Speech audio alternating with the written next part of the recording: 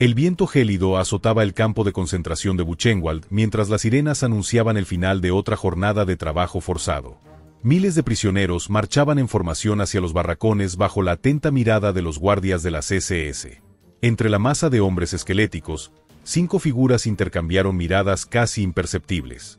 Con un ligero asentimiento, confirmaron su plan para esa noche. 3 horas después, cuando el campo parecía dormido, Antoni Kochhan, un físico polaco de 42 años, se deslizó silenciosamente de su litera. Con movimientos precisos, extrajo un pequeño paquete escondido en un hueco bajo el suelo de madera. Sus dedos, a pesar del frío punzante y la desnutrición, aún conservaban la delicadeza necesaria para manipular los frágiles componentes electrónicos que contenía. En la esquina más alejada del barracón 17, protegidos por una barricada improvisada de literas, otros 4 hombres esperaban.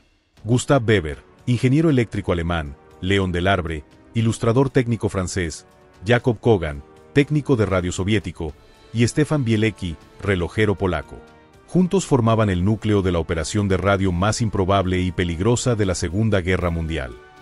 «Tenemos 30 minutos», susurró Kochhan mientras desplegaba un pequeño esquema dibujado en papel higiénico. Después de eso, el guardia de la torre cambia de posición y podría ver la luz. Lo que estos hombres estaban a punto de ensamblar era algo que, según todas las reglas del campo, era imposible. Un receptor de radio funcional en el corazón de uno de los campos de concentración más vigilados del Tercer Reich.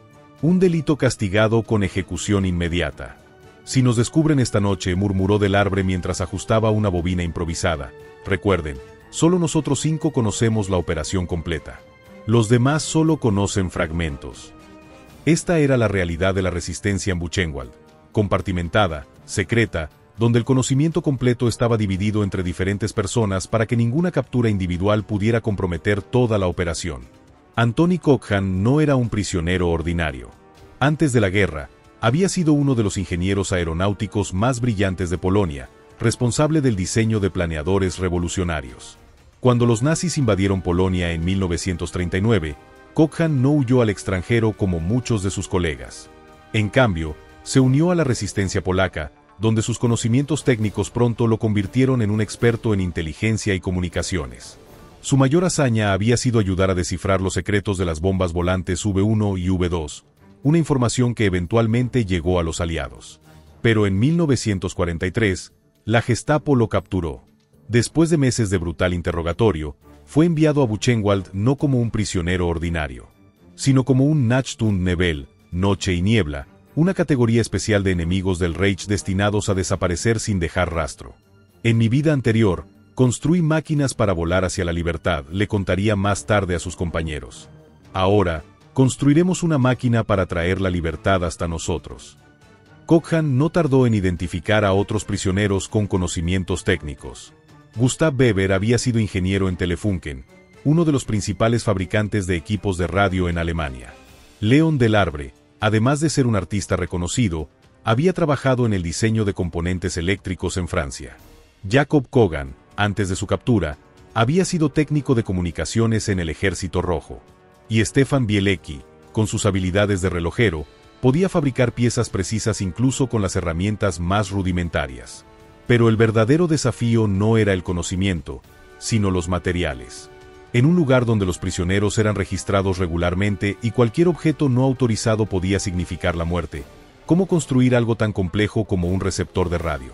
La respuesta estaba en las mismas fábricas donde los prisioneros eran obligados a trabajar. Buchenwald no era solo un campo de concentración, era un complejo industrial donde miles de cautivos producían armamento para el esfuerzo bélico alemán. Cada día, cada uno de nosotros debe conseguir al menos una pieza, por pequeña que sea, instruyó Kochhan al grupo durante una de sus primeras reuniones. Un tornillo, un trozo de cable, un fragmento de metal. Nada tan grande que se note su ausencia, nada tan obvio que levante sospechas si lo encuentran en un registro. La estrategia funcionó. Durante semanas, el grupo acumuló lentamente los componentes básicos. Alambre de cobre robado de motores eléctricos, condensadores minúsculos ocultados en la ropa interior, resistencias extraídas de equipos defectuosos destinados a ser desechados. Gustav Weber, que trabajaba en el taller eléctrico, logró desviar pequeñas cantidades de estaño y plomo para soldaduras. Bielecki modificaba herramientas ordinarias para convertirlas en precisos instrumentos de ensamblaje. Delarbre dibujaba esquemas detallados y los memorizaba, evitando así el riesgo de documentos escritos. Pero algunos componentes eran simplemente imposibles de obtener. No había forma de robar una válvula de vacío o un cristal de cuarzo sin ser detectados. Aquí es donde el ingenio de Cochrane brilló. No necesitamos componentes comerciales, explicó una noche. Podemos fabricar un receptor de galena. Es antiguo, pero funciona sin electricidad y apenas necesita componentes especializados.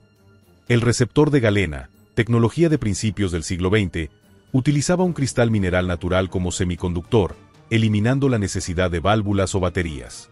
Era primitivo pero silencioso, no emitía radiación detectable y podía desmontarse rápidamente.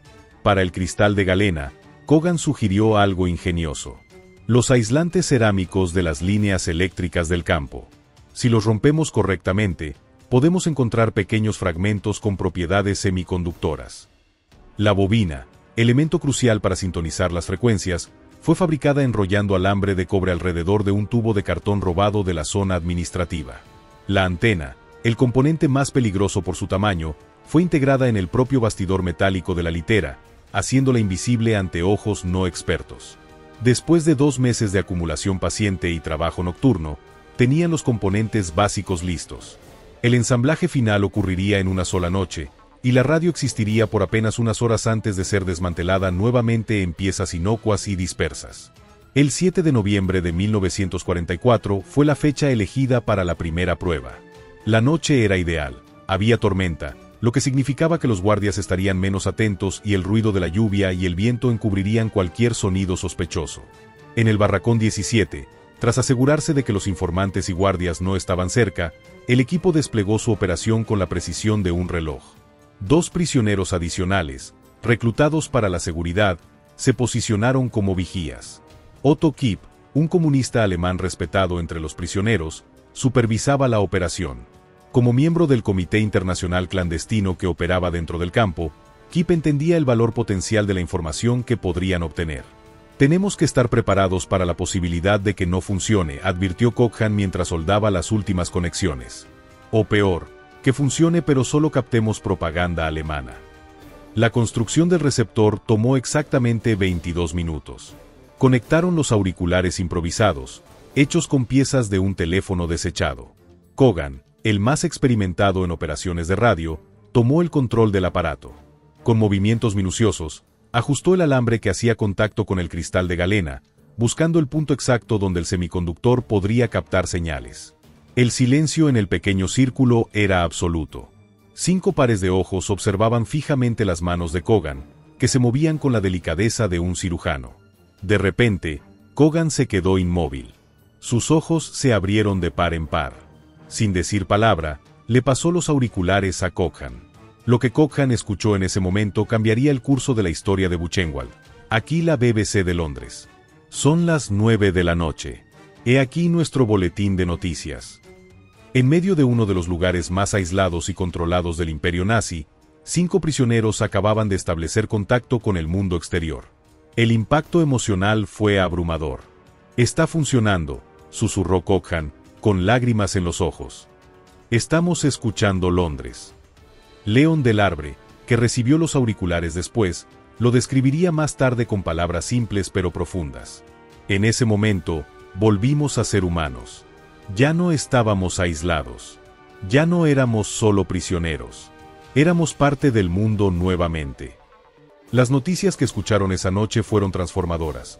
Los aliados habían desembarcado en Normandía meses atrás, algo que los prisioneros habían oído en rumores, pero no podían confirmar. París había sido liberada, los soviéticos avanzaban por el este, y la derrota de Alemania parecía cada vez más inevitable. Durante 20 minutos preciosos, se turnaron para escuchar. Luego, con la misma eficiencia con que lo habían ensamblado, desmantelaron el receptor y ocultaron sus componentes en diversos escondites alrededor del barracón. Esa noche, Cochrane y sus compañeros apenas durmieron. Tenían algo más valioso que el descanso. Tenían esperanza basada en hechos, no en rumores o deseos. Al amanecer, cuando las sirenas anunciaron el comienzo de otro día de trabajos forzados, algo había cambiado fundamentalmente en Buchenwald. Solo 5 hombres conocían la fuente, pero pronto cientos, y eventualmente miles, sentirían su efecto. La resistencia acababa de adquirir su arma más poderosa, la verdad. El verdadero desafío comenzó al día siguiente: cómo distribuir la información sin revelar su fuente. Cada barracón estaba infiltrado por informantes. Cualquier noticia que contradijera abiertamente la propaganda alemana podría conducir a una investigación. Otto Kipp, con su experiencia en la organización clandestina, propuso una solución. No podemos revelar que tenemos una radio. Diremos que la información viene de trabajadores civiles alemanes simpatizantes que laboran en las fábricas. Esta explicación era plausible.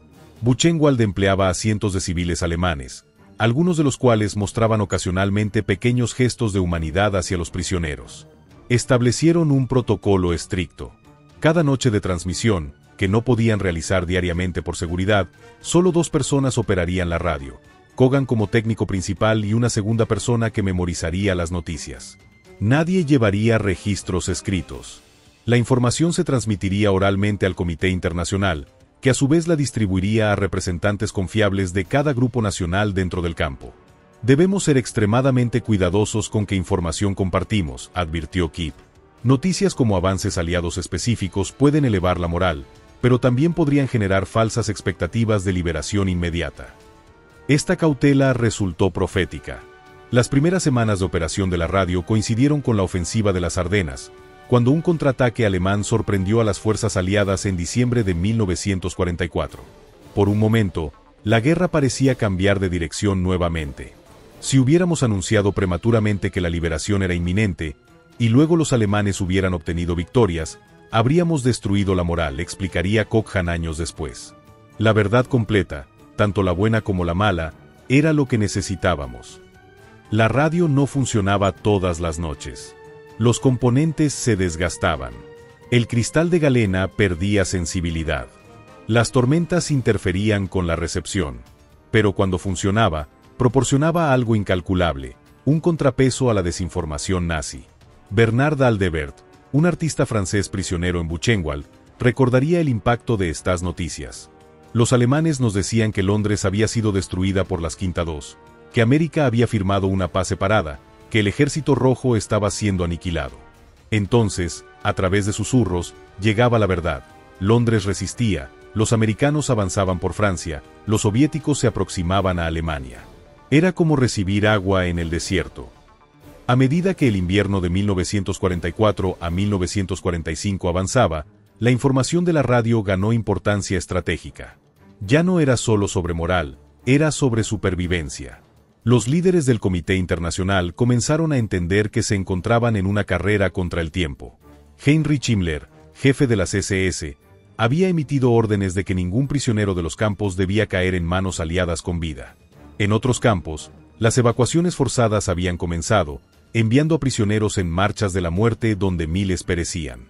El 16 de enero de 1945, la temperatura en Buchenwald descendió a 20 grados bajo cero. En estas condiciones extremas, miles de nuevos prisioneros llegaron al campo, evacuados de Auschwitz y otros campos orientales ante el avance soviético.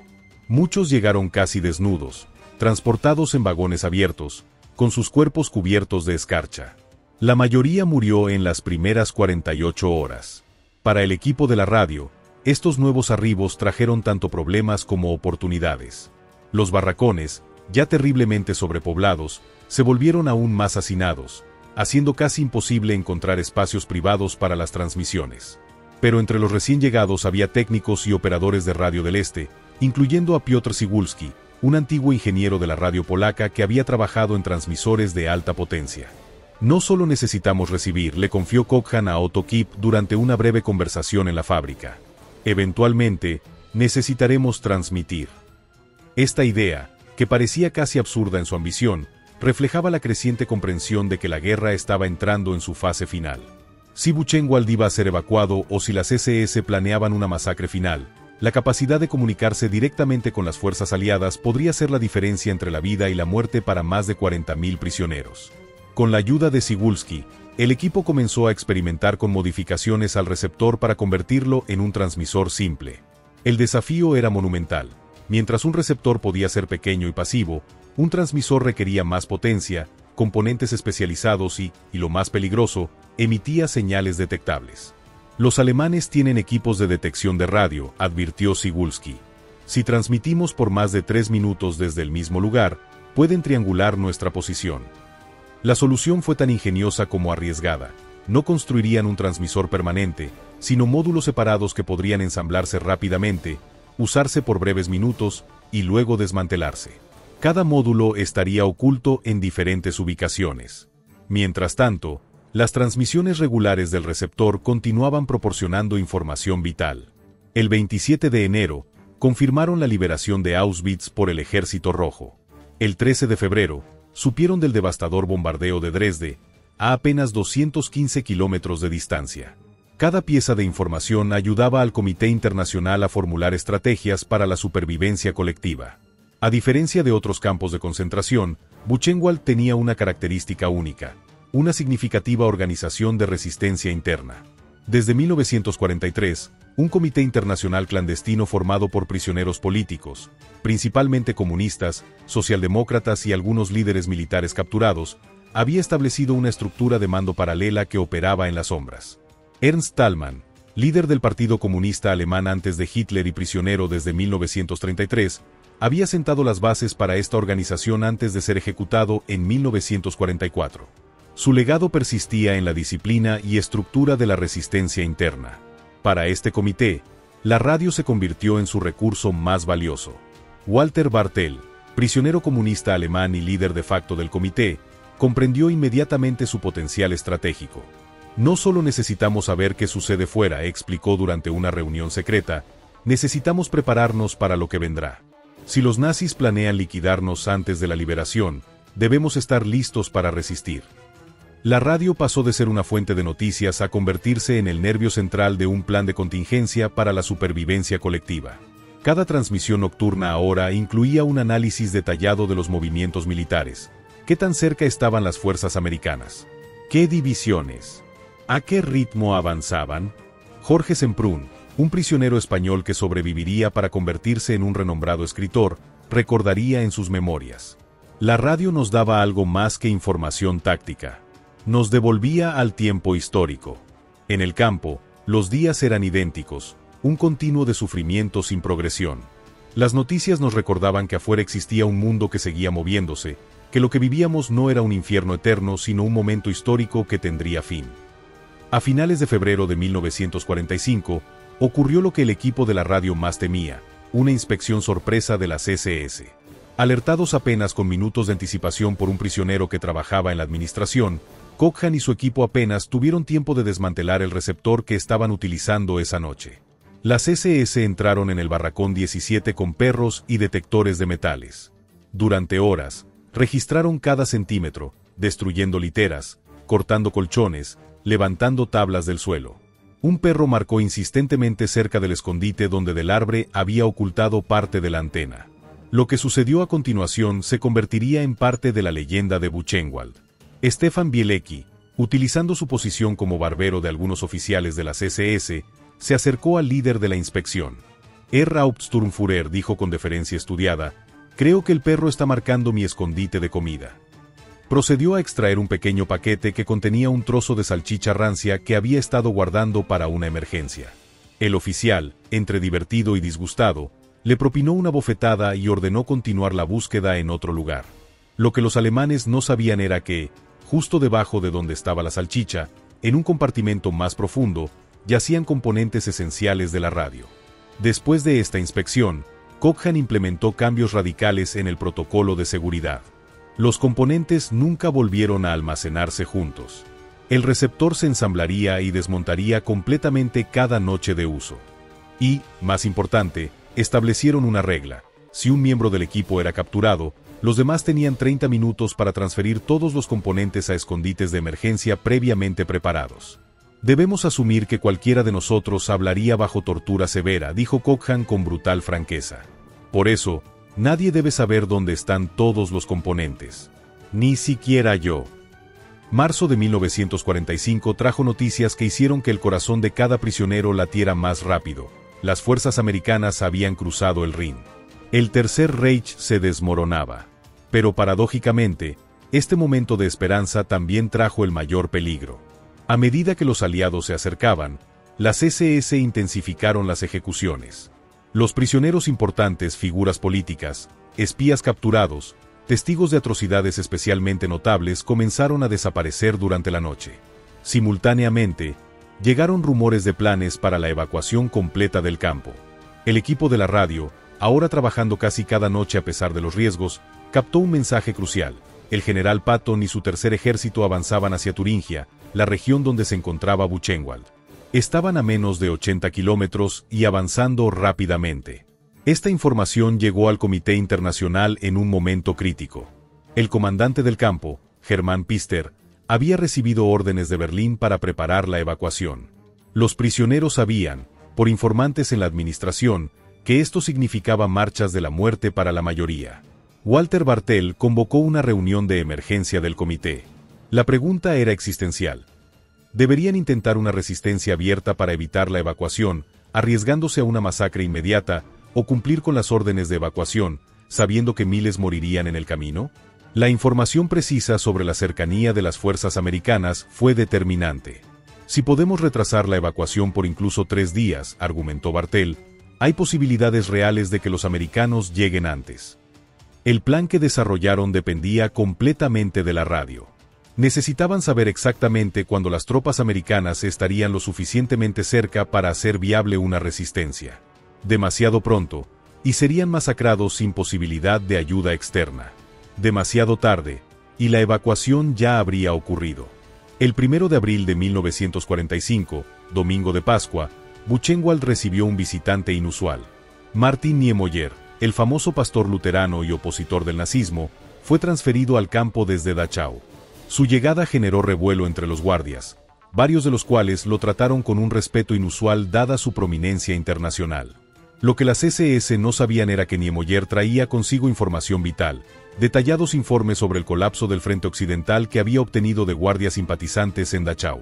Más importante aún, confirmó algo que el equipo de la radio sospechaba.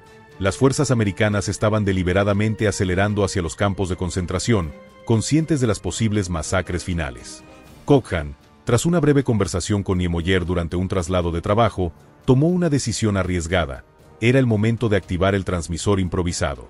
Esa noche, mientras Kogan operaba el receptor habitual, Cybulski y Weber ensamblaron el transmisor en un sótano de la lavandería, un área con menos vigilancia durante las horas nocturnas. Utilizaron la corriente eléctrica de las máquinas de lavado para potenciar el aparato, un riesgo enorme que podría provocar fluctuaciones detectables en la red eléctrica del campo. A las 2:17 de la madrugada, con la tensión al máximo, Cybulski comenzó a transmitir en código Morse, SOS. Buchenwald. 56.000 prisioneros. SS planea evacuación o masacre. Localización, 11 kilómetros al noroeste de Weimar. SOS. Repitió el mensaje 3 veces, nunca transmitiendo por más de 90 segundos continuos. Luego cambió la posición del transmisor a otra ubicación para evitar la detección. En total, la operación de transmisión duró 14 minutos. No hubo respuesta inmediata. Desmantelaron el equipo con la misma eficiencia con que lo habían ensamblado, sin saber si su desesperado mensaje había llegado a alguien. 2 noches después, mientras Kogan sintonizaba la BBC, captó algo extraordinario. Un mensaje cifrado dentro de la transmisión regular que correspondía exactamente al código de confirmación que habían incluido en su transmisión. «Han recibido nuestro mensaje», susurró Kogan, con una mezcla de asombro y alivio. «Saben que estamos aquí». Lo que los prisioneros no sabían entonces, y solo descubrirían después de la guerra, era que su señal había sido captada por una unidad de inteligencia de señales del Tercer Ejército de Patton. El mensaje fue transmitido directamente al cuartel general de operaciones, donde alteró significativamente los planes tácticos para el avance en la región de Turingia. A medida que los primeros días de abril pasaban lentamente, la situación en Buchenwald se volvió cada vez más tensa. Los guardias de las SS, conscientes de la inminente derrota, comenzaron a mostrar comportamientos erráticos. Algunos intensificaron la brutalidad, como si quisieran dejar una última marca de terror. Otros comenzaron a destruir documentos y evidencia de atrocidades. Unos pocos incluso intentaron establecer contactos con prisioneros prominentes, buscando posibles testigos que pudieran hablar en su favor después de la guerra. El 5 de abril, la radio captó noticias impactantes. las fuerzas americanas estaban a menos de 30 kilómetros del campo. Ese mismo día, las SS iniciaron los preparativos para la evacuación, comenzando con los prisioneros judíos. El Comité Internacional enfrentó su momento de decisión. Basándose en la información de la radio, sabían que la ayuda estaba cerca, pero no lo suficientemente cerca para una insurrección inmediata. Optaron por una estrategia de retraso y obstrucción, sabotajes menores en los vehículos de transporte, confusión deliberada en las listas de prisioneros, pérdida de documentos esenciales para la evacuación. Eugen Kogon, prisionero político austríaco que trabajaba en la enfermería y miembro del Comité Internacional, desarrolló un plan particularmente efectivo. Declarar brotes de enfermedades infecciosas en barracones estratégicos, lo que retrasaba su evacuación por temor al contagio entre los guardias. Mientras tanto, el equipo de la radio continuaba con sus transmisiones nocturnas. El 8 de abril, captaron un mensaje directo de las fuerzas americanas, transmitido en múltiples frecuencias para maximizar las posibilidades de recepción. A todos los campos de concentración en nuestro avance, mantengan la disciplina. Eviten insurrecciones prematuras. Estamos en camino. Repito, estamos en camino. Este mensaje, transmitido por el comité a los líderes de cada barracón, tuvo un efecto electrizante. Por primera vez, los prisioneros tenían confirmación directa de que no solo los aliados sabían de su existencia, sino que estaban específicamente apresurando su avance para llegar a ellos. El 11 de abril de 1945 comenzó como cualquier otro día en Buchenwald, con el recuento matutino habitual. Pero hacia el mediodía, algo sin precedentes ocurrió. Las SS comenzó una retirada parcial. No una evacuación de prisioneros, sino una evacuación de sí mismos. Dejaron apenas unos 200 guardias para supervisar a más de 45.000 prisioneros. El comandante Pister había recibido órdenes contradictorias de Berlín. Por un lado, evacuar a todos los prisioneros. Por otro, no dejar testigos vivos. Ante la imposibilidad logística de evacuar a todos inmediatamente y la certeza del avance aliado, optó por salvar a sus propias tropas primero. La radio del campo captó actividad frenética en las comunicaciones militares alemanas. Unidades de las SS y Wehrmacht en retirada reportaban posiciones americanas cada vez más cercanas. El caos en las comunicaciones sugería un colapso total del mando y control alemán en la región. A las 14:30, los vigías del Comité Internacional avistaron vehículos blindados americanos a través de binoculares improvisados. Estaban a menos de 3 kilómetros del perímetro exterior y avanzando. Walter Bartel dio la orden que habían estado preparando durante semanas. Operación Lieberose en efecto. Era el código para la insurrección controlada. No un levantamiento total, sino acciones específicas. Tomar control de puntos estratégicos dentro del campo, neutralizar informantes conocidos, y lo más importante, evitar que las SS ejecutaran cualquier plan de liquidación final. Grupos de prisioneros previamente organizados y armados con herramientas de trabajo ocultadas se movilizaron con precisión militar. En menos de 45 minutos, habían tomado control de la mayoría de los barracones, la enfermería y las cocinas. Los guardias de las SS, superados en número y conscientes de que las fuerzas americanas estaban cerca, ofrecieron resistencia limitada. Algunos se rindieron inmediatamente. Otros intentaron huir. Un pequeño grupo se atrincheró en la torre principal, amenazando con masacrar a los prisioneros con ametralladoras. En este momento crítico, Cochran y Cybulski realizaron su transmisión más importante. Utilizando el transmisor que habían estado perfeccionando, enviaron un mensaje directo a las frecuencias militares americanas. SS atrincherados en torre principal. Amenazando masacre. Prisioneros han tomado control de mayoría del campo. Necesitamos apoyo inmediato. 20 minutos después, tanques Sherman de la 6ª División Blindada aparecieron en el horizonte. La vista de los vehículos americanos quebró la resistencia final de las SS. Algunos intentaron mezclarse con los prisioneros deshaciéndose de sus uniformes. Otros simplemente arrojaron sus armas. A las 15:15 del 11 de abril de 1945, Buchenwald se convirtió en el primer campo de concentración mayor liberado por las fuerzas americanas. Y gracias a la combinación de información precisa obtenida por la radio clandestina y la acción coordinada del Comité Internacional, fue uno de los pocos donde los prisioneros evitaron tanto una evacuación masiva como una masacre final. Jorge Semprún, reflexionando años después sobre ese día, diría: nos liberamos a nosotros mismos, con la información como nuestra arma principal. Cuando los americanos llegaron, Ya habíamos comenzado nuestra propia liberación. Un jeep militar americano se detuvo frente al barracón 17. De él descendió un joven teniente seguido por 2 técnicos de radio. Los prisioneros, aún aturdidos por la rapidez de su liberación, observaban con una mezcla de asombro y recelo. Muchos no terminaban de creer que el infierno hubiera terminado realmente. El teniente consultó un papel que llevaba en la mano y preguntó: ¿Quién es Anthony Cochran? Hubo un momento de tensión. Durante años, ser identificado por nombre por una autoridad significaba casi invariablemente sufrimiento o muerte. Pero tras unos segundos, un hombre delgado, de unos 40 años, con una dignidad que trascendía sus ropas raídas, dio un paso adelante. «Yo soy Cochran». El oficial le extendió la mano. «Teniente Richard Winters, Inteligencia de Señales del Tercer Ejército. Hemos estado escuchándolos, señor». Esta breve conversación marcó el primer reconocimiento oficial de la existencia y el impacto de la radio clandestina de Buchenwald. No sería el último.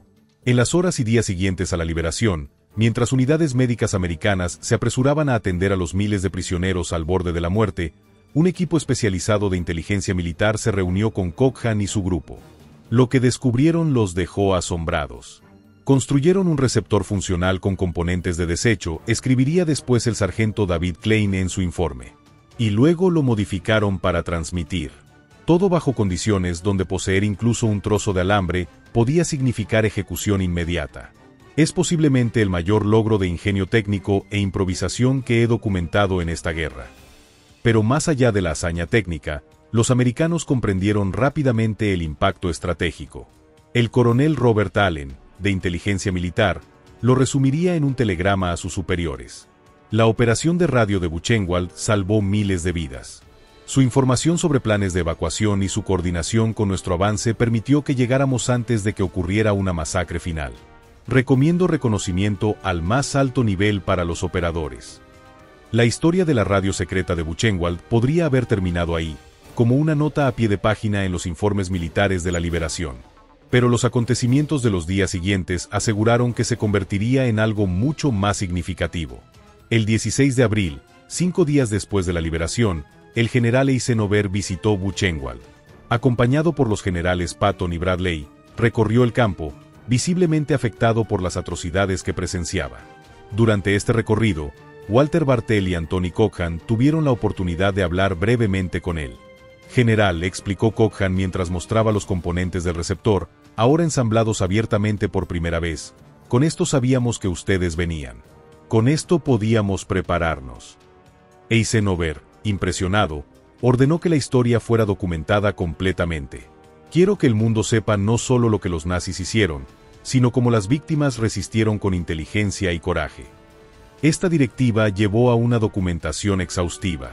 Edward R. Murrow, el legendario periodista de CBS, visitó Buchenwald pocos días después, y realizó una de las transmisiones más impactantes de la guerra, donde mencionó específicamente el extraordinario acto de resistencia tecnológica que había ocurrido allí. Margaret Borke-Witte, fotógrafa de Life Magazine, tomó imágenes de Cochran y su equipo reconstruyendo su receptor para demostraciones, imágenes que aparecerían en portadas internacionales. Pero quizás el momento más significativo ocurrió cuando un equipo de cineastas liderado por Billy Wilder llegó para documentar los campos como evidencia para los futuros juicios por crímenes de guerra. Wilder, fascinado por la historia de la radio, pasó 3 días entrevistando a cada miembro del equipo técnico. «Lo que ustedes crearon», les diría, «no fue solo un dispositivo para recibir señales. Crearon un arma de resistencia psicológica. Derrotaron el intento nazi de aislarlos completamente del mundo». A medida que los sobrevivientes comenzaron a recuperar algo de su fuerza, se hizo evidente el profundo impacto psicológico que la radio había tenido en el campo. Cientos compartieron historias de cómo las noticias, transmitidas cuidadosamente a través de la red clandestina, les habían dado la fuerza para resistir un día más. Elie Wiesel, que había llegado a Buchenwald tras la evacuación de Auschwitz y sobreviviría para convertirse en una voz moral global, escribiría años después: «En aquel lugar donde nos habían robado todo, incluso nuestros nombres, tener acceso a la verdad era un acto de dignidad humana. Cada noticia que llegaba a nosotros era una pequeña victoria contra el sistema diseñado para deshumanizarnos». Imre Kertész, otro sobreviviente que más tarde ganaría el Premio Nobel de Literatura, describiría el efecto de estas noticias filtradas. El conocimiento de que el mundo exterior continuaba, que existía algo más allá de nuestra miseria, creaba un frágil puente hacia una normalidad que temíamos haber perdido para siempre. Estas historias revelaron un aspecto de la radio que incluso sus operadores no habían anticipado completamente. Más allá de su valor estratégico para coordinar la resistencia y eventual liberación, había sido una herramienta de supervivencia psicológica colectiva. La desinformación y el aislamiento eran armas fundamentales en el arsenal nazi. Los campos de concentración estaban diseñados como universos cerrados donde la realidad podía ser distorsionada a voluntad por los captores. Romper ese aislamiento informativo fue, en cierto modo, la primera grieta en todo el sistema. A pesar del reconocimiento inicial, los caminos de los miembros del equipo de la radio se separaron rápidamente en las caóticas semanas posteriores a la liberación. La Guerra Fría proyectaba ya su sombra, y las divisiones ideológicas comenzaron a manifestarse incluso entre quienes habían compartido el infierno de Buchenwald. Cochrane, ansiando regresar a su Polonia natal a pesar de la ocupación soviética, partió a mediados de mayo. Trágicamente, en un giro del destino casi incomprensible, sería arrestado en Varsovia en 1947 por el régimen comunista. Acusado de espionaje por sus contactos con oficiales de inteligencia occidentales durante y después de Buchenwald. Murió en prisión en 1949, su historia suprimida por razones políticas. Gustav Weber regresó a Alemania Occidental, donde sus conocimientos técnicos le permitieron participar en la reconstrucción de la industria electrónica alemana. Durante décadas, rara vez habló de sus experiencias, hasta que en los años 70 comenzó a dar conferencias en escuelas sobre la resistencia dentro de los campos. Jacob Kogan, como soviético repatriado, enfrentó las sospechas habituales del régimen de Stalin hacia quienes habían estado en cautiverio extranjero. Pasaría 3 años en un gulag soviético antes de ser finalmente rehabilitado. En sus últimos años, lograría emigrar a Israel, donde finalmente pudo compartir su historia completa. Leon Delarbre, utilizando su talento artístico, produjo detallados dibujos de la vida en Buchenwald, incluyendo representaciones precisas de la radio clandestina, que donaría al Museo de la Resistencia en Francia. Estos dibujos se convertirían en algunas de las representaciones visuales más impactantes de la resistencia tecnológica durante el Holocausto. Stefan Bielecki y Piotr Cygulski permanecerían en el anonimato durante décadas, sus contribuciones reconocidas solo en círculos limitados de exprisioneros. Esta dispersión y las tensiones de la Guerra Fría contribuyeron a que la historia completa de la radio de Buchenwald no recibiera el reconocimiento histórico que merecía hasta muchos años después. A principios de los años 60, cuando los monumentos conmemorativos del Holocausto comenzaban a establecerse seriamente, surgió una controversia sobre cómo representar la historia de Buchenwald. En la Alemania Oriental, donde se ubicaba el campo, las autoridades comunistas enfatizaban la resistencia liderada por prisioneros comunistas, minimizando otros aspectos. La radio clandestina se convirtió en un símbolo disputado. ¿Debía presentarse como un logro de la resistencia comunista internacional? ¿Como un ejemplo de ingenio técnico polaco? ¿Como un caso de estudio de cooperación multinacional ante la adversidad extrema? En medio de estas disputas ideológicas, algunos de los detalles técnicos más importantes se perdieron. Solo cuando Gustav Weber, ya en sus 70, decidió crear una réplica funcional del receptor original para el Museo del Holocausto de Washington en 1978, muchos de estos detalles fueron finalmente documentados adecuadamente.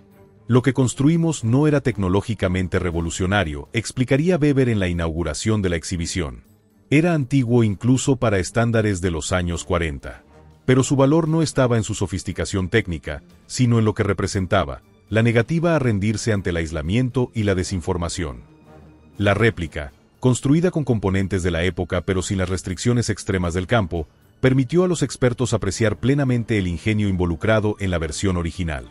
Particularmente notable era el sistema para utilizar el bastidor metálico de la litera como antena, una solución que no solo era efectiva sino prácticamente indetectable.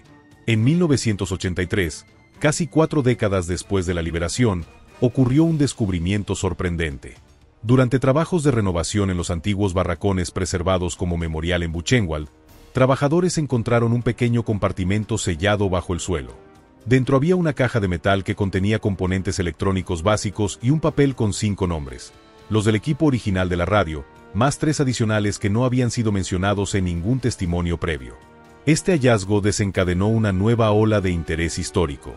Investigadores comenzaron a buscar sistemáticamente a sobrevivientes que pudieran proporcionar más detalles sobre la operación de radio, especialmente sobre estos nombres desconocidos. Uno de ellos, Heinrich Mueller, fue localizado viviendo modestamente en Suiza. Su testimonio reveló una dimensión completamente nueva. Además del equipo principal, existía un equipo sombra que estaba aprendiendo las operaciones como respaldo en caso de que los operadores principales fueran descubiertos. Era un sistema de redundancia humana, explicó Mueller. Cochrane insistía en que el conocimiento debía estar distribuido de manera que la operación pudiera continuar incluso si algunos miembros eran capturados. Este concepto de células de conocimiento resultaría ser uno de los aspectos más sofisticados de toda la operación. No solo habían construido un dispositivo increíblemente resiliente, sino que habían diseñado una organización humana igualmente resiliente a su alrededor. El profesor David Cesarani, historiador especializado en el Holocausto, lo describiría como un notable ejemplo de adaptación de principios de resistencia a las condiciones únicas de los campos. Crearon no solo tecnología clandestina, sino toda una infraestructura de conocimiento clandestino. A medida que la década de 1980 avanzaba y los últimos sobrevivientes directos de Buchenwald envejecían, surgió una preocupación creciente por preservar adecuadamente el conocimiento técnico exacto de la radio. La mayoría de las descripciones eran generales, enfocadas en el impacto de la radio más que en sus detalles de construcción. En 1985, la Universidad Técnica de Múnich emprendió un ambicioso proyecto: reconstruir con exactitud científica el receptor y transmisor de Buchenwald, basándose en todos los testimonios disponibles y análisis de los componentes preservados. El equipo de ingeniería, liderado por el Dr. Klaus Reichenbach, enfrentó desafíos significativos. No estamos simplemente construyendo una radio de cristal de los años 40, explicaría. Estamos intentando recrear algo construido bajo restricciones extremas, con materiales improvisados, y que aún así logró funcionar lo suficientemente bien para captar transmisiones de Londres y eventualmente enviar señales. Después de casi un año de trabajo, lograron crear una réplica funcional que cumplía con todas las descripciones históricas.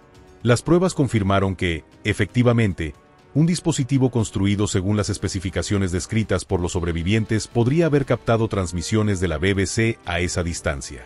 Más sorprendente aún, las pruebas del transmisor improvisado demostraron que habría sido capaz de enviar señales a una distancia de hasta 25 kilómetros en condiciones ideales, suficiente para alcanzar unidades avanzadas de reconocimiento americanas en abril de 1945.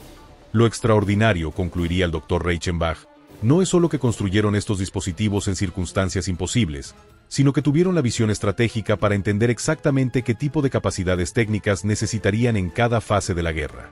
Pasaron de recibir información a transmitirla precisamente cuando se volvió estratégicamente crucial. El final de la Guerra Fría trajo consigo la apertura de archivos tanto del este como del oeste, revelando nuevas dimensiones sobre el impacto de la radio de Buchenwald. En 1992, documentos desclasificados del ejército estadounidense confirmaron algo que había sido rumor durante décadas. Las transmisiones desesperadas desde Buchenwald efectivamente alteraron los planes tácticos de avance de la Sexta División Blindada. El general Patton había ordenado específicamente a sus unidades avanzar hacia Buchenwald con máxima prioridad después de recibir confirmación de la inteligencia de señales sobre las transmisiones procedentes del campo. Un memorándum fechado el 9 de abril de 1945 y firmado por el propio Patton indicaba: hay razones para creer que las SS están preparando liquidación masiva en Buchenwald. Hemos recibido transmisiones directas desde dentro del campo. Máxima prioridad a la liberación. Toda resistencia debe ser neutralizada inmediatamente. Este documento validaba finalmente lo que los sobrevivientes habían afirmado durante décadas. Sus transmisiones no solo fueron recibidas, sino que tuvieron un impacto directo en las decisiones militares que aceleraron su liberación. Simultáneamente, archivos abiertos de la antigua Alemania Oriental revelaron otro hecho sorprendente. La Stasi, la policía secreta comunista, había recopilado testimonios detallados sobre la radio en los años 50, pero los había mantenido clasificados porque no encajaban con la narrativa oficial que atribuía la liberación principalmente a la resistencia comunista organizada. Estos testimonios incluían entrevistas con guardias de las SS capturados que confirmaban que habían sospechado de la existencia de una radio en el campo, pero nunca lograron localizarla a pesar de múltiples inspecciones. Un antiguo Rotenführer de las SS, Karl Mitbauer, había confesado: sabíamos que tenían alguna fuente de información externa. Los prisioneros a veces sabían sobre acontecimientos del frente antes que nosotros. Realizamos al menos 12 inspecciones sorpresa específicamente buscando equipos de radio, pero nunca encontramos nada. Fue una de nuestras mayores frustraciones. En 1995, para conmemorar el 50º aniversario de la liberación de Buchenwald, se organizó un evento sin precedentes, una reunión de todos los sobrevivientes conocidos relacionados con la operación de radio, junto con sus familias. A estas alturas, solo quedaban 3 operadores directos con vida, todos en sus 80, pero docenas de miembros de la red de distribución de información asistieron. Gustav Weber, a sus 91 años y único miembro sobreviviente del equipo técnico original, fue el invitado de honor. A pesar de su avanzada edad, su mente permanecía extraordinariamente clara cuando describió el momento en que escucharon la BBC por primera vez. No era solo sonido lo que salía de esos auriculares improvisados, relató. Era el mundo exterior entrando en nuestro infierno aislado. Era la confirmación de que más allá de los alambres de púas, la humanidad continuaba, y eventualmente, si sobrevivíamos lo suficiente, podríamos regresar a ella. Durante este evento, historiadores presentaron el análisis más completo hasta la fecha del impacto de la radio, estimando que la información proporcionada y las acciones que permitió habían salvado entre 17.000 y 20.000 vidas al evitar tanto la evacuación masiva como una posible masacre final. El profesor Christopher Browning, destacado historiador del Holocausto, lo pondría en perspectiva. En términos de vidas salvadas directamente por una sola operación de resistencia dentro de los campos, posiblemente solo Oskar Schindler logró un número comparable. Y lo hizo con recursos, libertad de movimiento y conexiones externas. El equipo de la radio logró un impacto similar desde dentro del propio sistema de campos, como prisioneros. El legado de la radio secreta de Buchenwald se extiende mucho más allá de su impacto histórico inmediato. En las décadas posteriores, se ha convertido en un caso de estudio en múltiples campos. Para historiadores del Holocausto, representa un ejemplo crucial de resistencia efectiva dentro del sistema de campos, desafiando la noción de que los prisioneros fueron víctimas pasivas. Para ingenieros e historiadores de la tecnología, ejemplifica el poder de la ingeniería improvisada y la adaptación de tecnologías simples en circunstancias extremas. Para psicólogos e investigadores del trauma, demuestra el profundo impacto de la información fiable como herramienta de resistencia psicológica contra el aislamiento forzado y la desinformación. Para estudiosos de la comunicación, ilustra cómo pequeños grupos motivados pueden crear canales de información funcionales incluso bajo los regímenes más opresivos. Y para las nuevas generaciones, ofrece una poderosa narrativa sobre la resistencia humana contra la deshumanización sistemática. Quizás el aspecto más resonante de esta historia en la era de la información es cómo subraya la importancia fundamental del acceso a información veraz como componente básico de la dignidad humana y la resistencia ante la opresión.